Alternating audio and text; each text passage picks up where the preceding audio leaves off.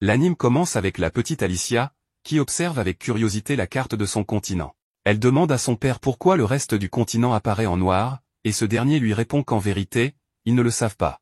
En fait, ils ne peuvent connaître que le continent d'Eltea, car les 4 points cardinaux sont gardés par les 4 rois bêtes, lesquels ont exterminé toutes les expéditions qui ont tenté de voir au-delà. Alicia demande à son père si cela signifie qu'ils sont enfermés dans le continent d'Eltea.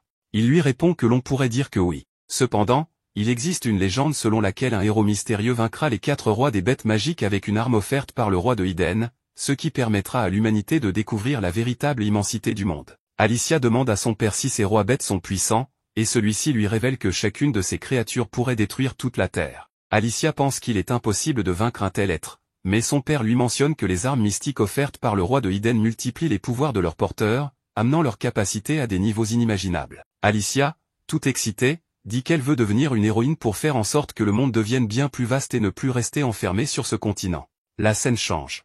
Les années ont passé, et on retrouve Alicia, plus âgée, dans un carrosse, en route pour accomplir son rêve. Elle est accompagnée d'autres héros, eux aussi porteurs d'armes légendaires, Olgus, Katz, Milro, Minalch et Mudo. Katz s'intéresse un peu à Alicia, qui ne s'est pas présentée avec le reste du groupe, et on lui demande d'où elle vient. Mais ils sont interrompus par Stéphane, qui leur dit de rester vigilants, car ils se trouvent en territoire des bêtes magiques. Le cocher leur annonce qu'ils ne pourront pas continuer par la route, celle-ci étant trop escarpée. Mais soudain, ils sont attaqués par les bêtes magiques. Les jeunes héros s'organisent rapidement et commencent à éliminer toutes les bêtes sur leur chemin, tout en continuant leur route. Ils démontrent une grande capacité au combat, en particulier Stéphane, qui possède un grand pouvoir destructeur. Après avoir vaincu une hydre et quitté les grottes, ils arrivent au repère du roi des bêtes. Le maître de la montagne lunaire se présente rapidement, surprenant tout le monde. Il s'agit du roi qui règne sur le sud d'Eltea, Clévatès de la lumière de la lune. Malgré son apparence imposante, les héros déclarent vouloir le vaincre. Après tout,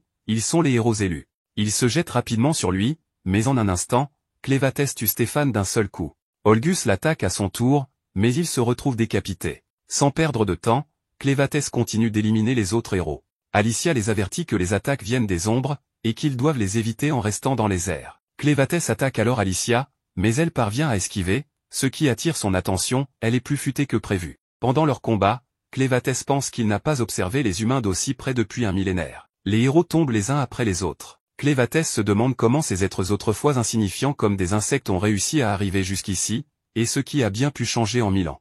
Alicia parvient à s'approcher suffisamment pour lui entailler la corne. Clévatès, calme, s'interroge sur les intentions de ces humains. S'ils projettent de menacer à nouveau ces terres dans le futur, mieux vaut les étudier un peu. À ce moment-là, tout commence à s'illuminer, et les héros sont anéantis, sauf Alicia, qui reste grièvement blessée. Pendant ce temps, à Hydralt, la capitale du royaume de Iden, les habitants vivent en paix, jusqu'à ce que Clévatès apparaisse soudainement. Ils pensent que tous ces individus se sont présentés comme des héros et ont attaqué ces terres en prétendant avoir été choisis par le roi de Iden. Il en déduit donc que le roi est le cerveau de toute cette affaire et décide d'aller le confronter. Les soldats commencent à l'attaquer, en vain. Il avance à grande vitesse vers le château royal, détruisant tout sur son passage.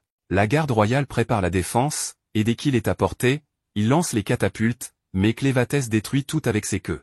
Arrivé au château, il pulvérise ce qui se trouve devant lui. On informe le roi de la situation et on lui conseille d'évacuer, mais il répond qu'il sait déjà de qui il s'agit, et que dans ce cas, cela ne servirait à rien de fuir. La priorité est désormais de fermer le fourneau, car le feu de Iden ne doit surtout pas être éteint. À l'extérieur, les chevaliers continuent d'attaquer Clévatès. Celui-ci se demande quelle différence il y a entre les soi-disant héros et ces insectes. Lorsqu'il commence à être attaqué par des arbalètes, il comprend que c'est dû aux armes, et décide de les analyser avant que l'humanité ne devienne plus puissante. Le roi ouvre la porte du fourneau, mais un fracas retentit, et en un instant, tout est propulsé dans les airs. Clévatès lui demande s'il est bien le roi de Iden, ce qui surprend ce dernier. Il lui demande comment une bête magique peut parler leur langue. Clévatès lui conseille de mesurer ses paroles, sans quoi il risquerait de provoquer l'extermination de tous les hominidés. Car il ne s'agirait plus seulement de Iden, mais aussi de Dorn, Org, Slada, Ban et tous les peuples des royaumes d'Eltea.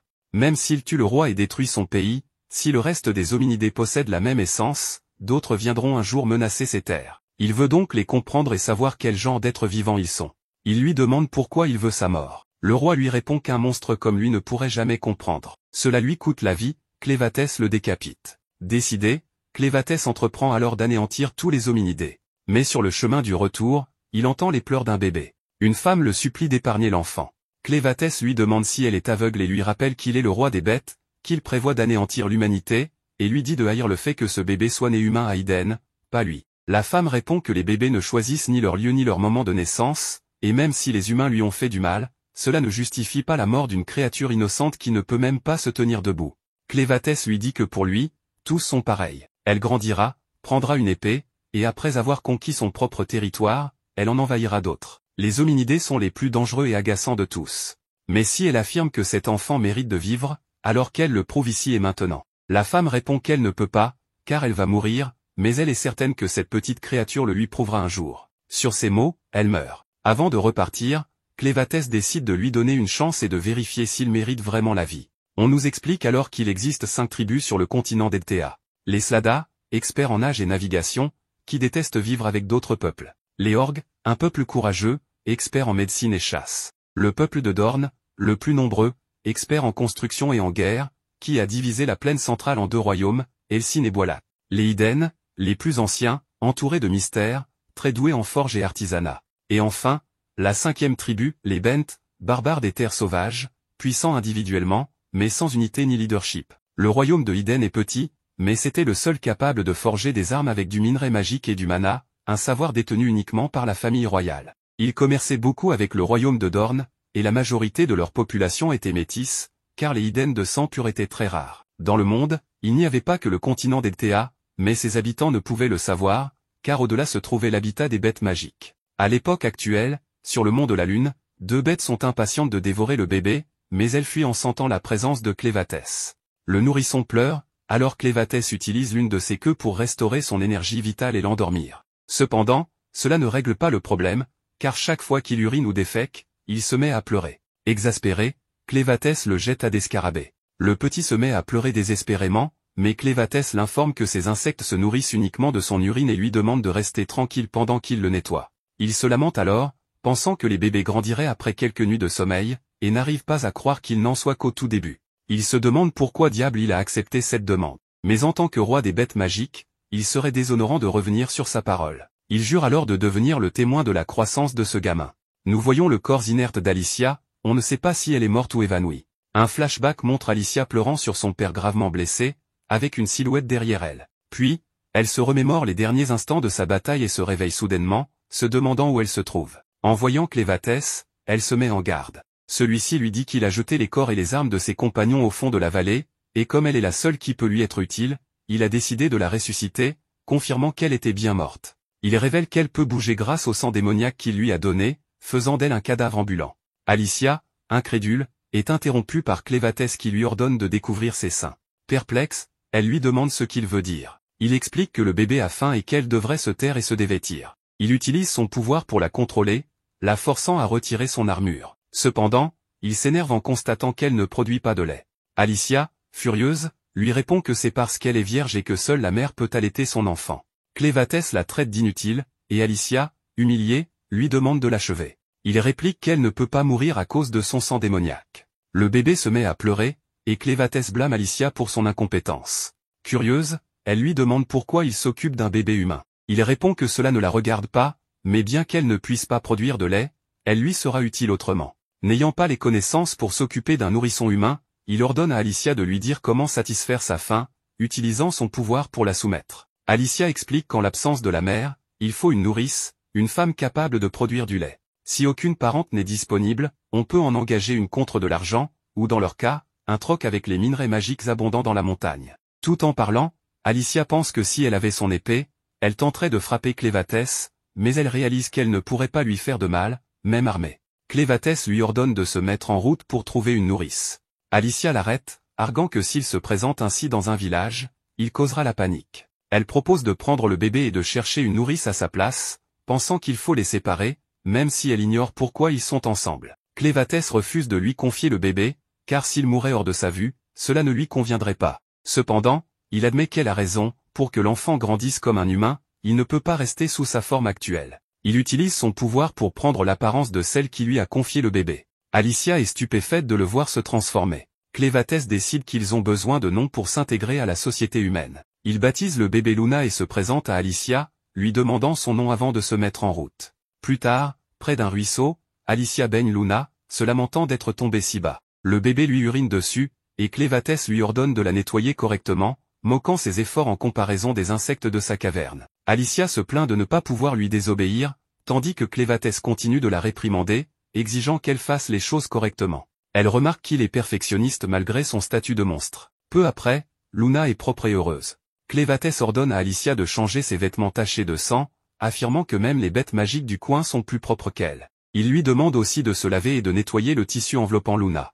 En lavant ce tissu, Alicia découvre, choquée, qu'il porte l'écusson de la famille royale de Eden, réalisant que le bébé est de sang royal. Pendant ce temps, un Eden parcourt les ruines du royaume, cherchant des survivants et déplorant le désastre prévisible de la lutte contre le roi des bêtes. Il se demande si le roi est devenu fou.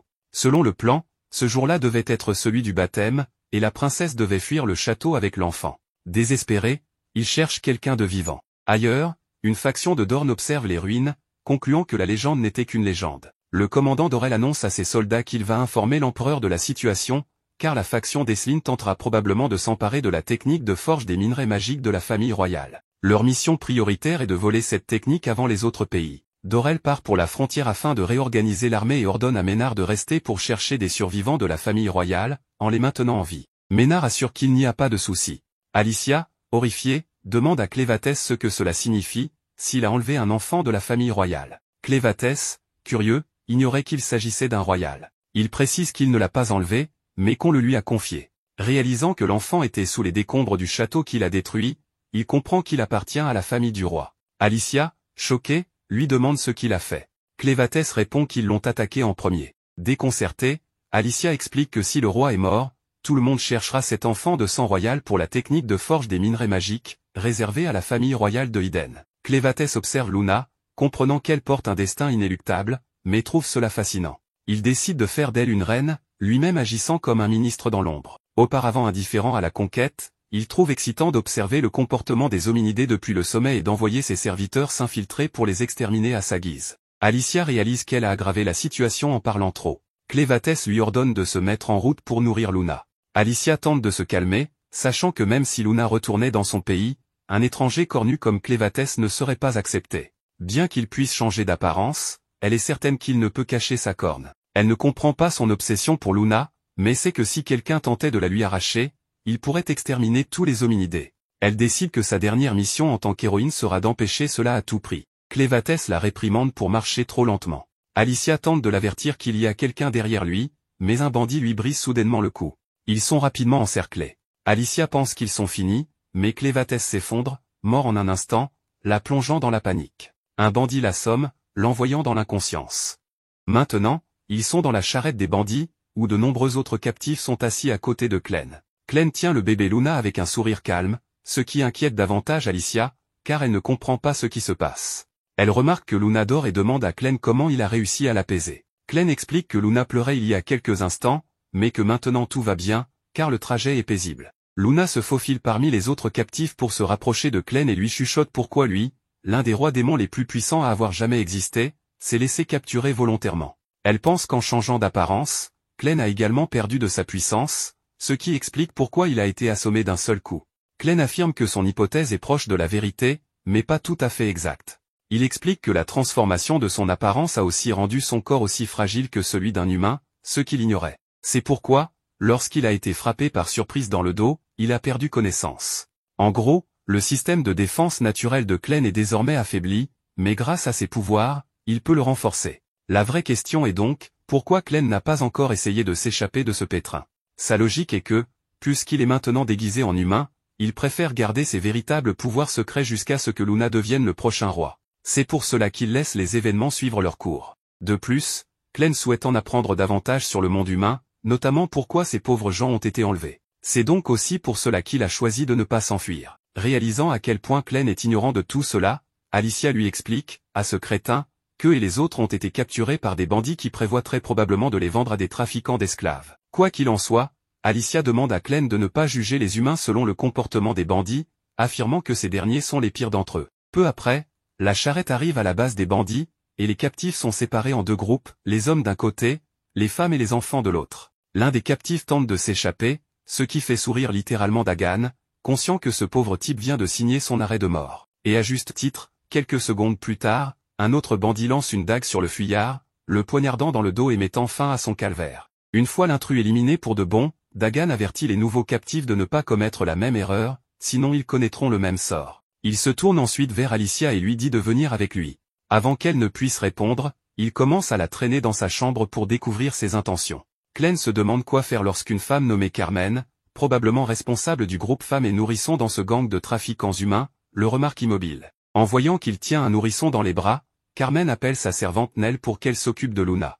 Nell est chargée de nourrir les bébés capturés. La base des bandits se trouve dans une carrière, et tout au fond de la fosse se trouve une mare dans laquelle repose une lame rouge légendaire. Mais cette lame est protégée par une chose monstrueusement puissante. Quoi qu'il en soit, il semble que je me suis trompé sur les intentions d'Dagan, car il est révélé qu'il a seulement amené Alicia à Broco. Broco est le chef par intérim du gang des bandits appelés les Corbeaux en l'absence de leur véritable chef, Zazak. Broco aurait apparemment usurpé la position de chef des Corbeaux, mais personne n'ose le contester à cause de sa bête de compagnie, Betty, capable de réduire n'importe qui en morceaux. Alicia reconnaît cette créature comme un démon occidental et est surprise d'apprendre que Broco l'a apprivoisé. Broco parle avec Betty, qui lui dit vouloir jouer avec un humain mâle. Broco lui dit qu'elle peut choisir librement l'un des deux bandits venus avec Alicia. Mais avant cela, il révèle pourquoi il a fait venir Alicia dans son bureau. Les bandits possèdent tous les cristaux magiques qu'Alicia a récupérés dans la base de Clen. Broco sait également que ces cristaux viennent du mont Moon, le repère de Clévatès. En se basant sur les preuves et le fait qu'Alicia n'a pas eu peur à la vue de Betty, il conclut qu'elle fait partie des 13 héros envoyés de Eden pour vaincre Clévatès. Broco suppose qu'Alicia était en route vers Eden avec ce sac plein de cristaux magiques. Il lui annonce alors une mauvaise nouvelle, la capitale royale a déjà été détruite par Clévatès. Pourtant, il affirme que ce n'est pas une si mauvaise nouvelle pour les Corbeaux, révélant qu'il possède une épée rouge, la Mana Idlite, que seuls les rois de Eden savent forger. L'épée de Broco est bien sur une fosse, et son gang les vend à des idiots incapables de faire la différence.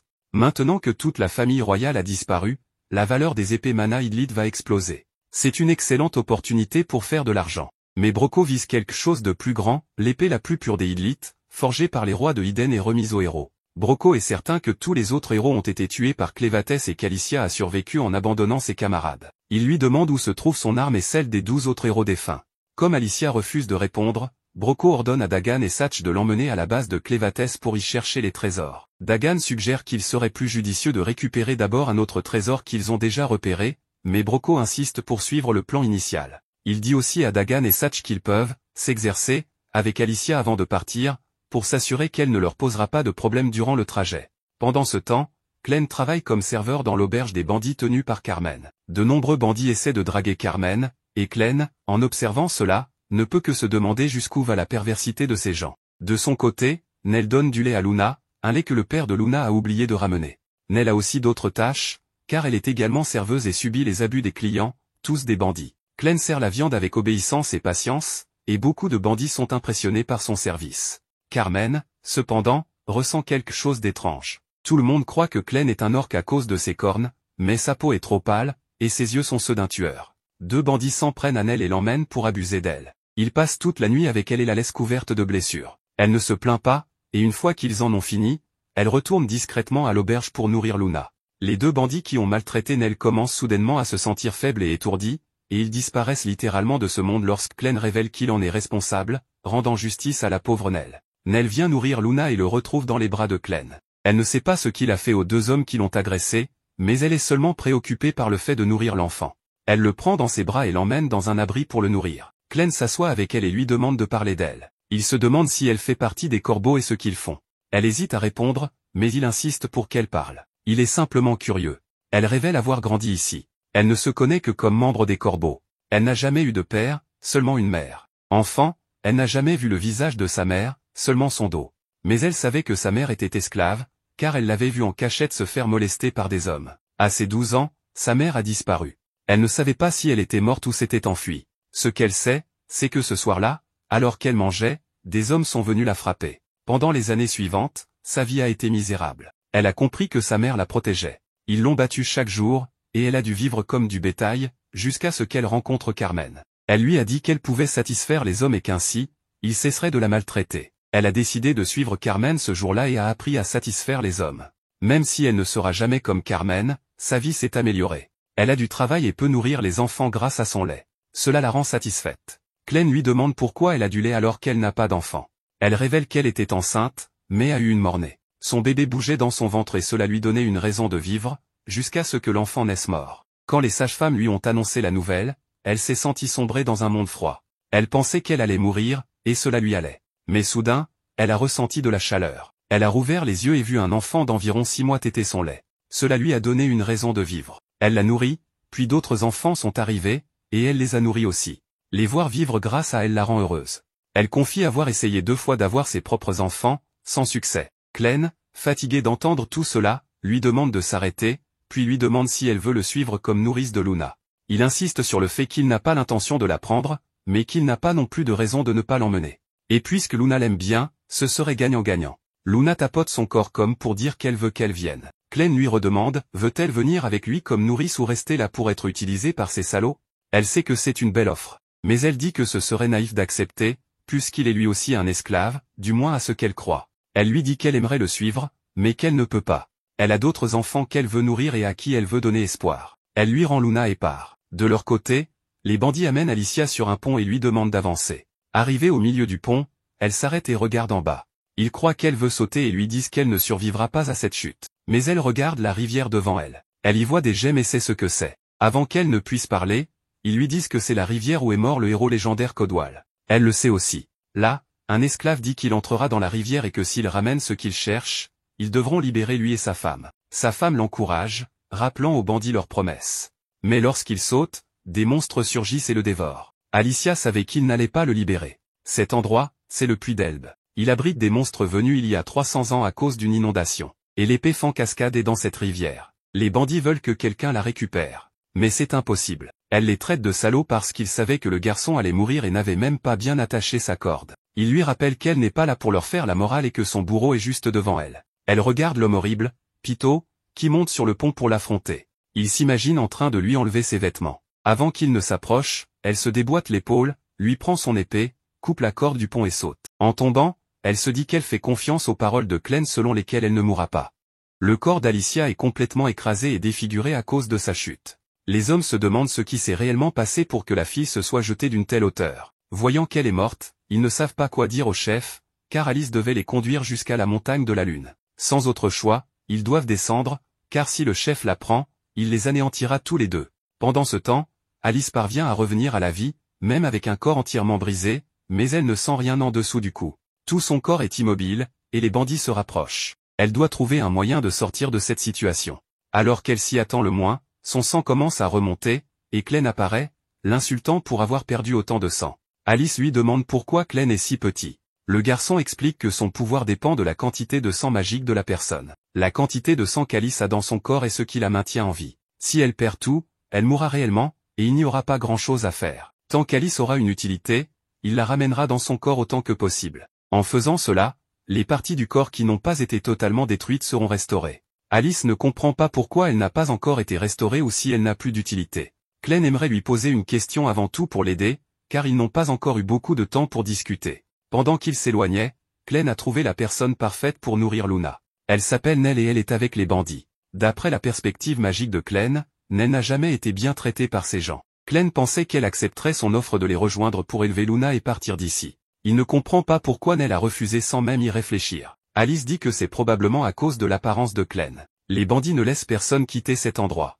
Ils la poursuivraient sans réfléchir à 2 fois, et peu importe où Nell irait, ils la tueraient. Ainsi, peut-être que Nell pense qu'elle ne pourrait pas s'échapper vivante, préférant rester là où elle sait qu'elle survivra et pourra aider les enfants qui arrivent et ont besoin de son aide. Clem comprend, mais il ne sait toujours pas comment la convaincre de partir avec eux. Alice dit qu'ils doivent éliminer tous les bandits pour que Nell se sente en sécurité pour partir. Ainsi, personne ne les poursuivra. Avec le pouvoir de Clem, il pourrait vaincre tout le monde avec une extrême facilité, mais il décide de ne pas le faire. Il ne peut pas laisser quiconque découvrir qu'il s'est éloigné de la montagne de la Lune, car il ne veut pas qu'on attaque l'endroit en son absence. Clem a ses propres raisons de voyager, principalement à cause de Luna. C'est pourquoi il veut qu'Alice élimine les bandits. Il veut qu'elle anéantisse tous ceux qui se font appeler les corbeaux, car elle faisait partie du groupe des 13 héros. Tuer ces bandits serait une tâche facile pour elle. Alice lui demande d'attendre un peu. Ce n'est pas facile d'éliminer autant de personnes sans rien en main.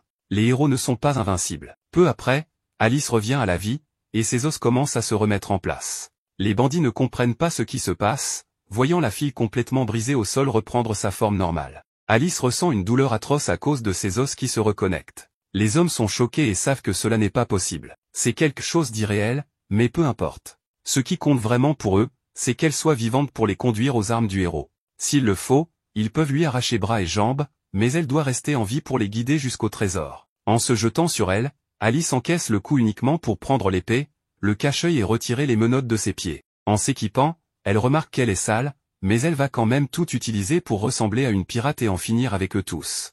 Alice décide de faire ce que Clem veut, éliminer tous les bandits. Le garçon doit trouver Nell au plus vite pour la convaincre de partir avec eux. La scène change pour montrer la fille, qui explique qu'elle a été retardée parce qu'elle nourrissait le bébé. Inquiète pour son amie, elle aimerait qu'elle fasse plus attention. Maintenant, elles doivent nettoyer tout l'endroit avant l'arrivée des bandits. Nell commence à nettoyer. Carmen ne comprend pas pourquoi elle est de si bonne humeur. Nell veut en savoir plus sur le monde, car elle est avec les corbeaux depuis sa naissance et ne connaît rien de la vie à l'extérieur. Carmen ne sait pas exactement à quoi ressemble le monde dehors, tout comme elle et les autres personnes de cet endroit, qui ont soit perdu leur foyer, soit commis des crimes graves. Elle n'a pas de bons souvenirs du monde extérieur, donc elle ne peut pas expliquer à Nell. Elle aimerait savoir pourquoi Nell veut tant en savoir sur le monde extérieur. Elle imagine qu'elle pense à s'enfuir, mais en réalité, Nell n'y pense même pas, car elle croit qu'il est impossible de s'échapper. Malgré tout, elle est curieuse de savoir à quoi ressemble le monde dehors. L'un des esclaves l'a invitée à s'enfuir, mais à ce moment-là, le chef des corbeaux entend tout.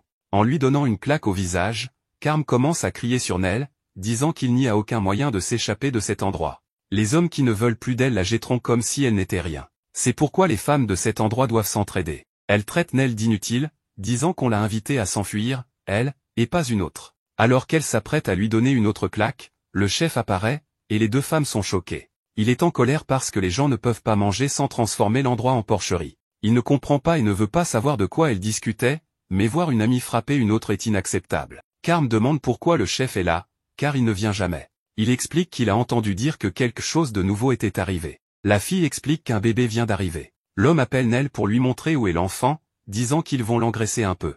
En voyant l'expression inquiète de la femme, il la fixe avec colère. Irritée, elle attend qu'il parte et se met à crier, disant que seule Nell peut nourrir les enfants. Toutes les femmes ne produisent pas de lait. Soudain, Clem apparaît derrière la fille et dit que plus personne ne peut nourrir Luna, car Nell vient d'être emmenée. Elle a voulu quelque chose qu'elle ne pouvait pas avoir, la liberté. En remarquant les yeux de la fille, il note qu'ils sont vides et ressent de la peur rien qu'en les regardant. Clem veut qu'elle lui raconte tout en détail. En emmenant Nell dans un endroit isolé, l'homme révèle qu'elle a toujours vécu ici, mais qu'elle ignorait l'existence de cet endroit. Il explique que c'était autrefois une mine avec beaucoup de minerais rares. Le combustible de la lampe est ce minerai, qui peut aussi être utilisé pour d'autres choses. Récemment, on a commencé à l'appeler magie. Avant de rejoindre les corbeaux, l'homme a passé des années à faire des recherches là-dessus. En regardant le sol, Nell est terrifiée en voyant un crâne humain jeté là. L'homme lui demande de se calmer, disant que ce n'est peut-être qu'un rat, car ils sont une plaie dans cet endroit. Soudain, la lampe s'éteint, et elle ne voit plus rien. En appelant le patron, il dit qu'il va bientôt la rallumer. La lampe doit être défectueuse, il lui faut juste une seconde. Quand la lumière revient, une grande créature apparaît. L'homme explique qu'il utilise les minerais magiques pour la contrôler. Les corbeaux ne pardonnent jamais les traîtres, et le petit désir de Nell pour le monde extérieur est considéré comme une trahison. Elle sera donc exécutée et servira de dîner à Betty. En essayant de s'enfuir de la mine, Nell pense que si elle avait pris la main de Clem, cela ne serait pas arrivé. Alors qu'elle est sur le point d'être engloutie, Clem apparaît devant elle. Elle est triste de ne plus pouvoir nourrir Luna et est engloutie peu après. Clem demande à Luna de ne pas pleurer. Manger et être mangé fait partie des lois de la nature. Le chef demande qui est Clem, mais le garçon veut juste savoir ce qu'est cette aberration devant lui. C'est le troll de l'Ouest, et il ne comprend pas comment cette bête magique peut être aux mains d'un simple humain. Cela ne fait définitivement pas partie de l'ordre naturel. Le chef veut aussi comprendre comment Clem peut rester si calme face à une créature comme Betty. Il trouve dommage de donner un enfant en nourriture à Betty, mais il la laisse quand même faire la fête. Cependant, la créature devient complètement incontrôlable, et il ne comprend pas ce qui se passe. Peu après, la bête vomit Nell, et Clem remarque que sa peur était si grande qu'elle a expulsé la femme, qui respire encore, bien que difficilement. Clem veut que quelqu'un s'occupe d'elle, et Luna peut le faire. Alors, ils sont emmenés hors de là. Le chef veut comprendre ce qui s'est passé, car Betty n'obéit pas comme il le faisait habituellement. En se retournant, le chef demande où est le bébé. Il questionne aussi si Clem est un utilisateur de magie. Le garçon n'a aucune idée de ce qu'est la magie, et le chef pense qu'il se fait passer pour un idiot. Il explique alors que c'est sa génération qui a créé le concept de la magie et demande à tout le monde de faire attention, car il va donner une leçon sur les principes de base. Il sort une poudre de sa chemise. À l'intérieur, il y a des larves qui peuvent contrôler l'hôte. Cela a pris beaucoup de temps à perfectionner, et pour l'instant, il ne peut contrôler qu'une troll femelle. Mais un jour, il prévoit de pouvoir contrôler toutes les créatures du monde. Il ordonne alors à Betty d'attaquer. Clem est touché par un coup et projeté au loin. Il veut savoir pourquoi Alice ne lui a jamais parlé de la magie, car dans cette forme, il ressent tous les impacts. Pendant ce temps, Alice continue de combattre les bandits, et tous la traitent de monstre. Nous sommes ramenés à un moment du passé, où elle s'entraînait toujours avec son père, qui lui enseignait tout sur le maniement de l'épée. En lui demandant comment elle pouvait devenir plus forte, son père expliquait qu'elle ne devait jamais hésiter. Elle ne devait jamais cesser de frapper l'ennemi. Quand la rigidité du corps disparaîtrait, elle deviendrait encore plus forte. Le plus important était de faire confiance à la force de l'épée. Peu après, nous revenons au présent de l'anime, avec Alice vainquant tout le monde avec facilité. L'un des hommes sait qu'il n'a aucune chance de la battre en technique, alors il tente de l'emporter par la force. En frappant l'épée de la fille, il parvient à la briser et à la jeter au loin.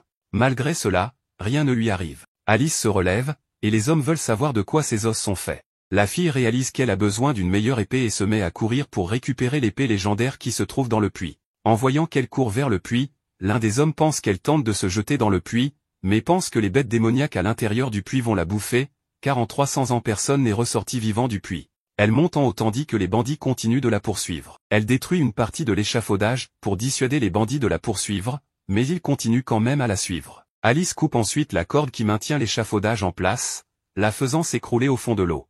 Bientôt, tous sont entraînés au fond de l'eau, et les bêtes commencent à dévorer les bandits. En cherchant où est la femme, on découvre qu'elle est cachée dans le tonneau de pommes. Elle a un avantage que l'ancien héros n'avait pas, elle ne peut pas se noyer. Maintenant, elle part à la recherche de l'épée légendaire. Malgré tout, au fond de l'eau, une autre bête l'attend.